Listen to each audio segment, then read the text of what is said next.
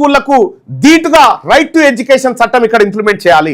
Right to education చట్టం implement కావాలంటే తల్లిదండ్రులారా ఈ నెల 26 తారీఖు నాడు ఇందిరా పార్క్ దగ్గర నిర్వహించబోతున్నటువంటి ధర్నాలో పాల్గొంటే రైట్ టు ఎడ్యుకేషన్ యాక్ట్ ఒక్కసారి మనకు వస్తే ప్రైవేట్ స్కూళ్ళల్లో కూడా మన పిల్లలు ఫీజులు లేకుండా ఫ్రీగా చదువుకుంటారు.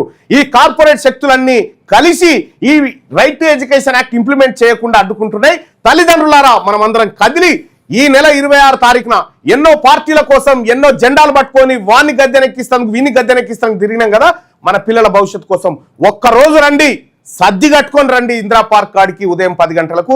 ఈ ఆదివారం ఏది 26 తారీఖు ఏప్రిల్ వచ్చేటువంటి ఆదివారంలో 10 గంటల కాడ కలుద్దాం.